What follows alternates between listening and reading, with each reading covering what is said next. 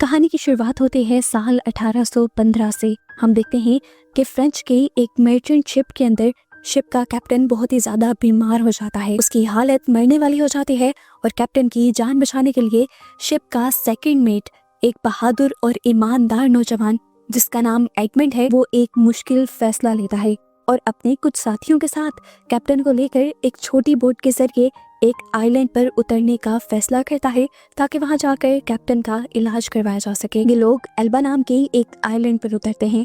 Elba वही जगह थी जहां फ्रांस के एक पुराने एम्पायर नेपोलियन को रखा गया था। यहाँ पर ब्रिटिश सोल्जर्स का पहरा था ताकि नेपोलियन भाग न सके। जब एडमंड और उसका बचपन का दोस्त फ्रेंडेंट किनारे पर उतरते हैं तो ब्रिटिश गार्ड उन पर हमला कर देते हैं, लेकिन तभी वहाँ पर नेपोलियन आ जाता है और उनकी जान बचा लेता है। ब्रिटिश इन लोगों को मारना इसलिए चाह रहे थे क्योंकि उन्हें लग रहा था कि ये नेपोलियन के सिपाही होंगे, पर नेपोलियन ने बता दिया कि वो इन लोगों को नहीं जानता। यहाँ तक कि नेपोलियन तो अपने डॉक्टर को कैप्टन का इलाज करने की भी इजाजत दे देता है, लेकिन अफसोस कैप्टन की जान नहीं बच पाती। जब एडमंड वहाँ से निकलने वाला होता है तब नेपोलियन उसे अकेले में बात करता है। वो एडमंड को एक लेटर देता है और कहता है कि ये बस एक पर्सनल लेटर है जो उसे मर्सिलिस में रहने वाले एक पुराने दोस्त को देना है। वो एडमंड से वादा भी लेता है कि वो इस लेटर के बारे में किसी को भी नहीं बताएगा। एडमंड, जो अपनी जुबान का पक्का था, हाँ कर देता है और इस बारे में अपने दोस्त से भी कुछ नहीं कहता, लेकिन उसे ये नहीं पता था कि उसका दोस्त फ्रेंडेंट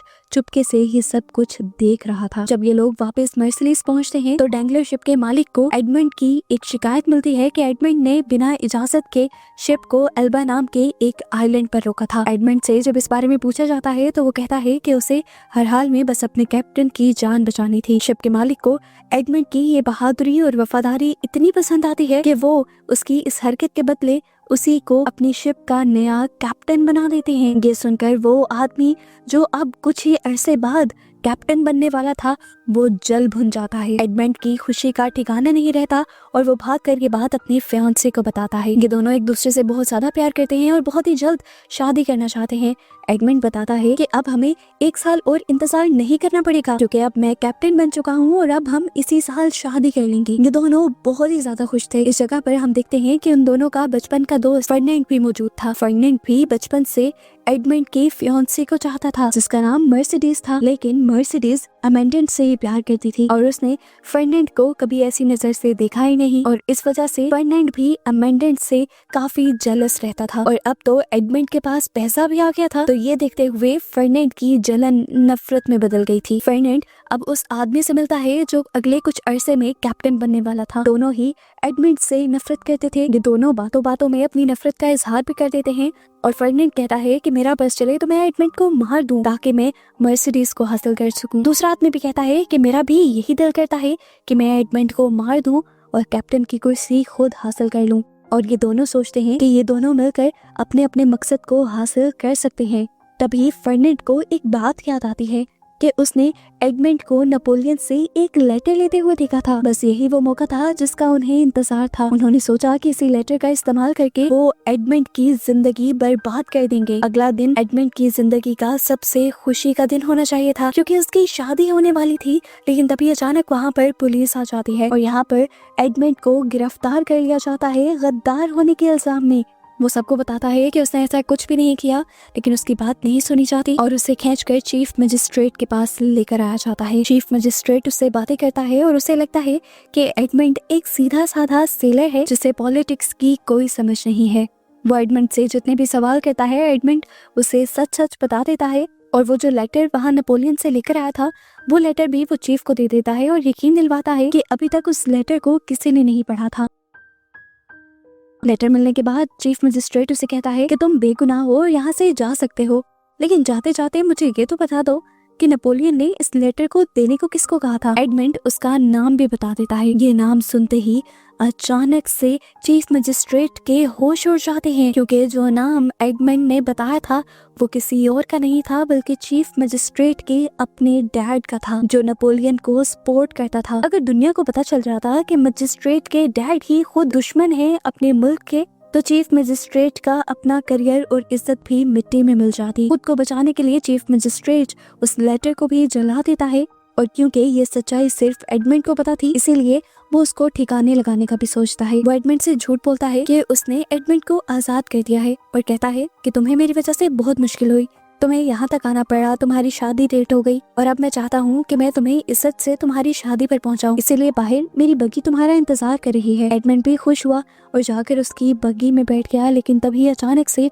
बग्गी को बाहर से लॉक कर दिया गया और यहाँ पर एडमंड को समझ आया कि उसके साथ धोखा हो चुका था। उस बग्गी को एडमंड के घर नहीं बल्कि एक पोर्ट पर ले जाया जाता है और वहां से एक शिप के जरिए एडमंड को एक खौफनाक जेल में ले जाया जाता है। इस समुंदर के दरमियान में बनी एक ऐसी जेल थी जहां से कोई वापस नहीं जा सकता था। समुंदर के दरमियान में बने हुए इस आइलैंड पर बनी इस जेल में से अगर कोई भाग भी जाता तो चारों तरफ पानी का लंबा रास्ता होने की वजह से वो कभी बचकर ना जा पाता, पानी में ही मर जाता। जेल का वार्डन भी एक बहुत ही जालिम इंसान था। वो एडमंड को बुरी तरह मारता है और उसे एक अंधेरी काली कोठरी में डाल देता है। एडमंड चीखता रहता है कि वो बेगुनाह है, लेकिन कोई उसकी नहीं सुनता। हर साल जब एडमंड की सजा का 1 साल पूरा होता है तब वार्डन आकर उसे 100 कोड़े मारता है। ये वार्डन का शौक था और ये वो तरीका था जिससे एडमंड को पता चलता था कि 1 साल का अरसा गुजर चुका है। सालों बीत गए,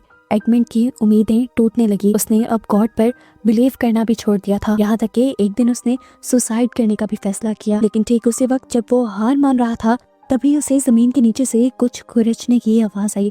अचानक उसके सर की जमीन फटने लगी और वहाँ से एक आदमी बाहर निकला। वो एक और कैदी था, बहुत ही ज्यादा बूढ़ा। इस आदमी का नाम एब फारिया था। फारिया पिछले 5 साल से एक सुरंग खोद रहा था भागने के लिए, लेकिन गलती से उसने गलत डायरेक्शन में सुरंग खोदी थी, जिसकी वजह से वो एडमंड के सेल में निकला था। लेकिन ये गलती उन दोनों के लिए ही अच्छी साबित होती है, क्योंकि एडमंड को सालों बाद यहाँ पर एक दोस्त मिल जाता है और फारिया को अपने साथ एक साथी। फारिया एक बहुत ही अच्छा तलवारबाज भी था और साथ ही साथ उसे दुनिया और पॉलिटिक्स के बारे में बहुत कुछ पता था।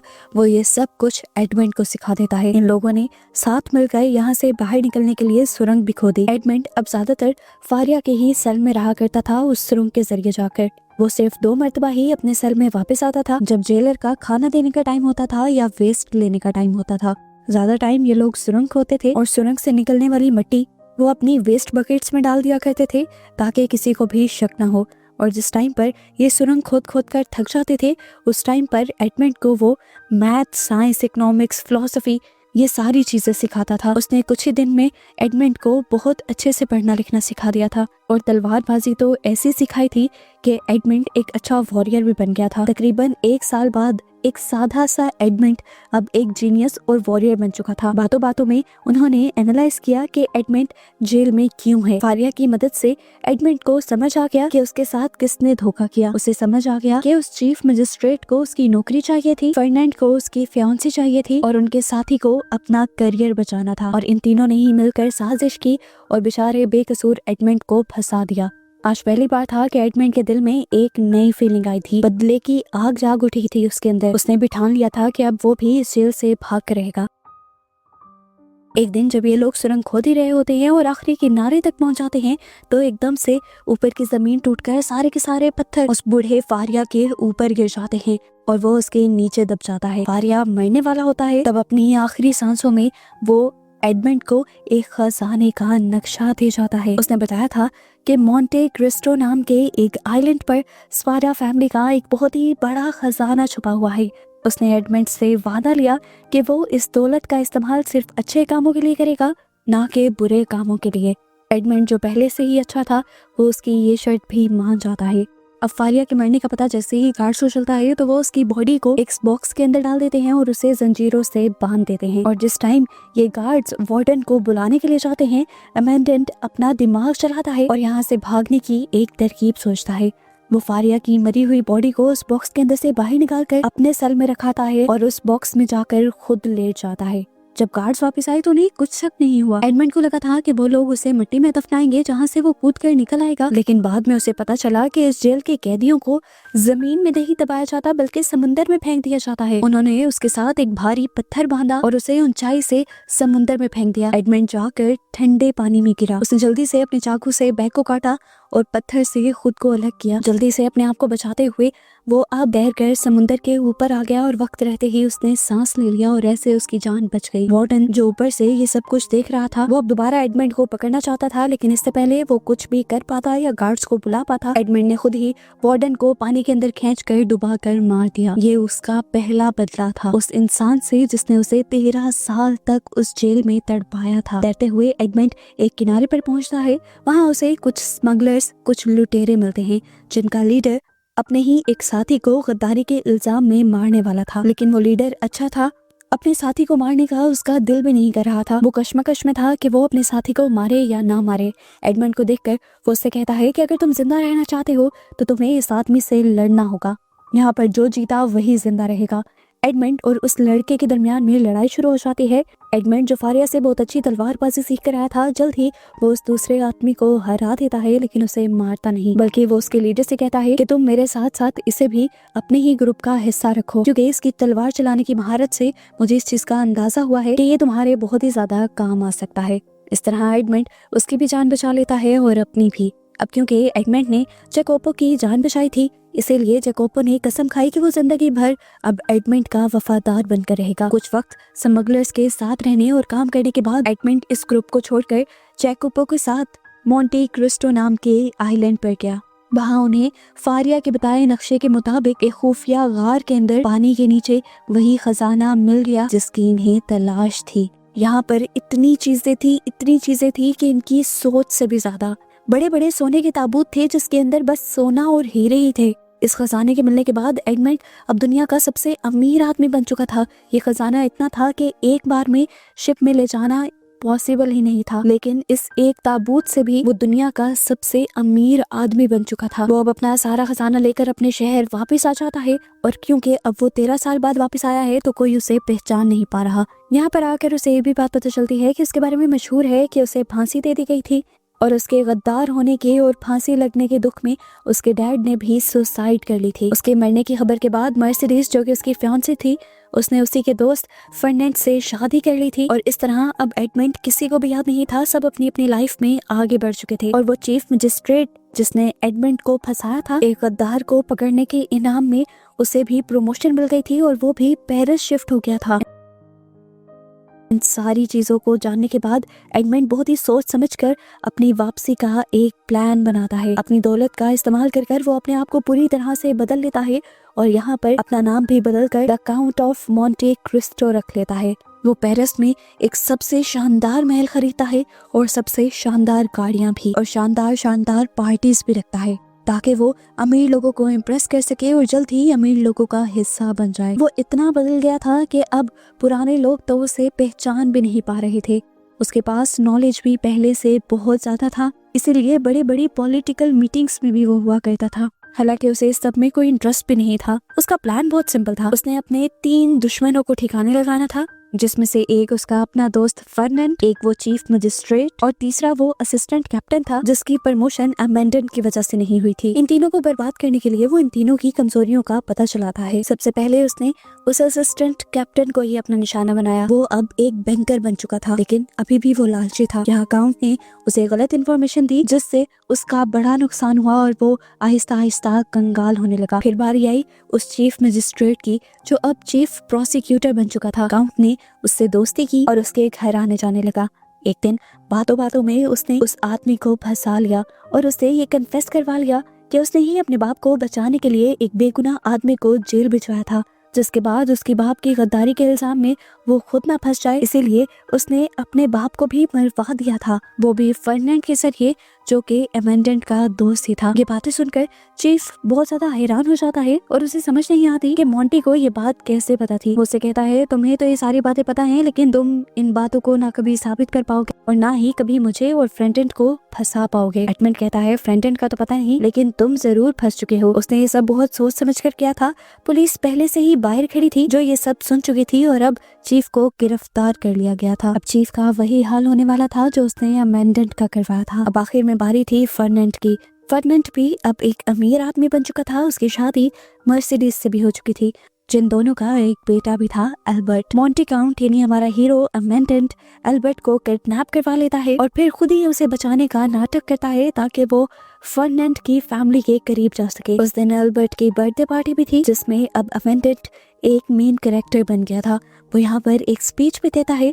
किसी को तो शक भी नहीं होता कि ये बंदा अमेंडेंट हो सकता है, लेकिन मर्सिडीज उसे बहुत गौर से देख रही थी। उसने देखा कि अमेंडेंट अपने बालों से खेल रहा है। ये वही खास तरीका था जिससे अमेंडेंट अपने बालों को हाथ लगाया करता था। ये देखकर उसे शौक लगा था।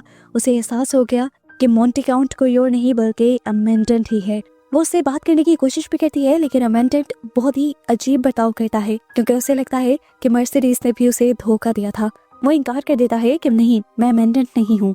ऐसी बातें कर वो मर्सिडीज को गुस्सा दिलाकर यहाँ से भेज देता है और उसके बाद वो फर्डिनेंड के काम पर हमला करता है। वो जानता था कि फर्डिनेंड आज भी एक लालची इंसान है। अमेंडेंट अब अपने खजाने का एक हिस्सा उस आइलैंड से पेरिस मंगवाता है और उसकी खबर जानबूझ के फर्डिनेंड को दे देता है। फर्डिनेंड फौरन उस दौलत को चुराने का फैसला करता है और जैसे ही वो चुराने जाता है तो अमेंडेंट उसी को फंसा देता है। चोरी के इल्जाम में फर्डिनेंड फंस चुका था। अब चीफ की गवाही दिलवाकर वो फर्डिनेंड को चीफ के डैड के मर्डर के भी इल्जाम में फंसा देता है। फर्डिनेंड को फांसी की सजा सुनाती जाती है और फर्डिनेंड अपने आप को बचाने के लिए एक दूसरे शहर भाग जाता है, अपनी फैमिली को यहीं छोड़कर। इसी दौरान मर्सिडीज अमेंडेंट के घर आती है और इस टाइम वो उसकी आंखों में आंखें डालकर कहती है, मैं जानती हूँ तुम कौन हो, तुम अमेंडेंट ही हो। वो यहाँ पर अमेंडेंट को समझाने की कोशिश करती है कि उसने अमेंडेंट की मरने की खबर सुनने के बाद फर्डिनेंड से शादी क्यों की। वो बताती है कि जब तुम्हारे मरने की खबर आई मैं तुम्हारे बच्चे की माँ बनने वाली थी और उस टाइम लोगों की बातों से बचने के लिए उस बच्चे को बाप का नाम देना जरूरी था और इसीलिए मजबूरी में मैंने उसी हफ्ते फर्डिनेंड से शादी कर ली। ये बात सुनकर अमेंडेंट भी शौक रह जाता है कि उसका इस दुनिया में एक बेटा भी था। एल्बर्ट फर्डिनेंड का नहीं बल्कि अमेंडेंट का बेटा था और उसे ये जानकर दुख होता है क्योंकि उसने अपने बदले की आंख भी कई मर्तबा अपने बेटे को भी नुकसान पहुंचाने की कोशिश की थी। सीन का ठोकर दिखाया जाता है कि फर्डिनेंड भी अब उसी सीक्रेट जगह पर पहुंचता है जहां से अमेंडेंट को खजाना मिला था। फर्डिनेंड को भी इस जगह के बारे में पहले से ही पता था और वो भी दौलतमंद इसी खजाने की वजह से हुआ था, लेकिन अब जब उसने यहाँ के संदूक खोले तो वो खाली थे। अमेंडेंट ने सब कुछ पहले से ही निकाल लिया था। इन संदूकों में बस एक शतरंज का मोहरा था और इस पीस को देखकर वो बहुत ही ज्यादा हैरान हुआ। ये उसकी और अमेंडेंट की बचपन की निशानी थी और ये देखते हुए फर्डिनेंड सारी कहानी समझ गया कि the count of Monte Christo कोई और नहीं बल्कि अमेंडेंट ही है और यहाँ के खजाने की वजह से ही वो शहर का सबसे अमीर इंसान बना है। उसे ये भी समझ आ गई कि वो मरा नहीं था और आहिस्ता आहिस्ता करके उसे ये भी समझ आ गई कि अमेंडेंट ने ही उसे फंसाया था। इससे पहले कि अब वो जाकर अपने दोस्त से बदला ले पाता, अमेंडेंट खुद ही यहाँ पर आ जाता है। फर्डिनेंड जो इस टाइम गुस्से में था वो तलवार उठा लेता है क्योंकि वो ये बात नहीं जानता कि अमेंडेंट ने भी अब अच्छी तलवारबाजी सीख ली है। इन दोनों के दरमियान में अच्छी खासी लड़ाई होती है और इस दौरान यहाँ पर एल्बर्ट भी आ जाता है। वो क्योंकि फर्डिनेंड को अपना बाप समझता था तो उसे बचाना चाहता था, इसीलिए वो भी अमेंडेंट के खिलाफ लड़ना शुरू कर देता है और ठीक वक्त पर यहाँ पर मर्सिडीज भी आ जाती है जो एल्बर्ट से कहती है, एल्बर्ट रुक जाओ, तुम जिसे मार रहे हो वो कोई और नहीं तुम्हारा बाप है। हाँ, तुम्हारा बाप फर्डिनेंड नहीं बल्कि अमेंडेंट तुम्हारा बाप है। ये बात सुनकर एल्बर्ट और फर्डिनेंड दोनों ही टूट जाते हैं। ये वो टाइम था जब फर्डिनेंड को एहसास होता है कि उसने सिर्फ अपनी दौलत और इज्जत ही नहीं बल्कि अब अपना सब कुछ खो दिया था।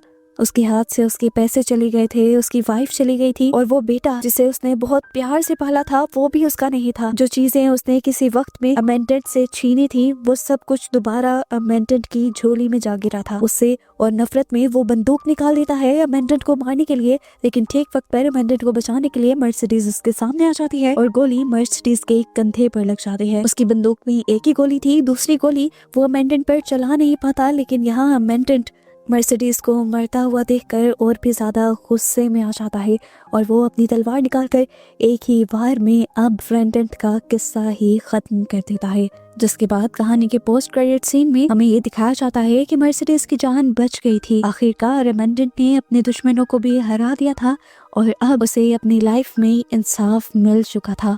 उसे यहाँ पर फारिया की बात याद आती है कि जो गॉड पर बिलीव रखते हैं, गॉड उन्हें इंसाफ जरूर दिलाता है और उसे भी इंसाफ मिल चुका था। उसके पास इस टाइम जो सारी दौलत थी, उसने उसको भी इंसानों की भलाई के लिए इस्तेमाल करने का फैसला किया था, क्योंकि उसने वादा किया था फारिया से ऐसा करने का। अब इस टाइम उसके पास अपनी फैमिली भी थी, पैसा भी था और अपना कारोबार भी। आखिरकार उसकी फैमिली को खुश दिखाते हुए ये कहानी यहाँ खत्म हो जाती है।